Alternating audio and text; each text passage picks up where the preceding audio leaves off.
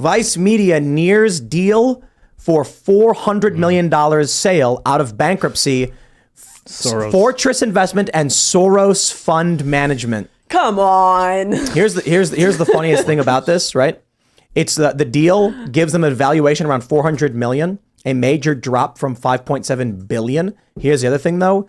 The valuation includes the existing debt that it has. How much? The debt, I believe, there was a $250 million debt financing round a few years ago and then a $30 million.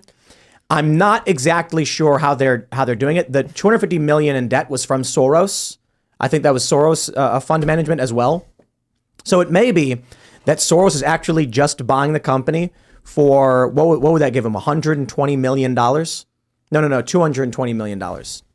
From a company that was once worth 5.7 billion. So of the 400 million they're paying out, 220 of it was debt? So Soros already has 250 million in debt with Vice. Mm-hmm. So if the deal is for 400 million, which includes the debt, I could be wrong about this. Maybe people in the chat could clarify, someone who knows how the economics works of it. But it sounds like Soros already holds a portion of that 400 million. Unless the deal is to buy out the rest of it, but then he holds the debt. So I think this multi-billion-dollar company is being washed out for a couple $100 million. The whole clickbait apparatus is dying. People are sick of it. BuzzFeed's gone, and it's only being upheld by political actors like this. But Vice wasn't that in the beginning. But it Vice is now. Vice got big because they were like, we're gonna go down and we're gonna hunt down scopolamine in Colombia. Yeah, dude. We're gonna go find saw the that, magic shaman who's gonna do crazy like ayahuasca, and then it turned into 10 Reasons SpongeBob's homophobic. What happened? Do you remember how? Do you know how it changed exactly? Was there a linchpin that switched, or was it just a slow burn? Tim left. I was told. That was it. I was gone. I was there when they were doing the based. So actually, Vice News started because of me, and that is the words of Shane Smith. He said it at the Knight Foundation Awards. They were doing on the ground reporting, but it was not. There was no news division. They were doing these like adventure style documentary shows where it's about the regular guy going to Afghanistan and telling a story. And then I was like, I want to do real news reporting.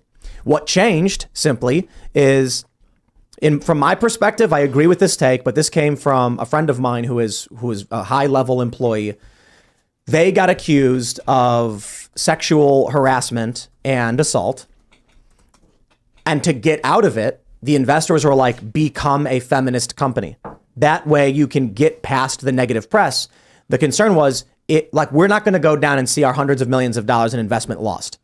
So just come out, start doing feminist stuff, and you'll be safe from these attacks. And they went, you got it.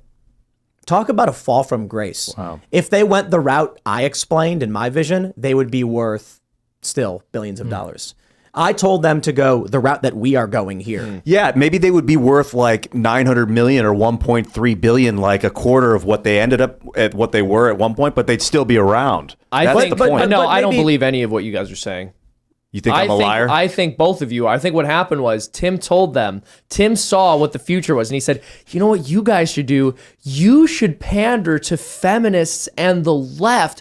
The young people love it. You're going to get a lot of viewership. It's what the mainstream media is doing. Let's imitate the big guys, because you wanted to leave and start your own thing. And then you did. I went and worked for and Disney. After you neutered them, you wanted a little more experience before you got out, and did your own thing. And the same thing happened. You played the long con. The same thing happened with Fusion, and it was hilarious.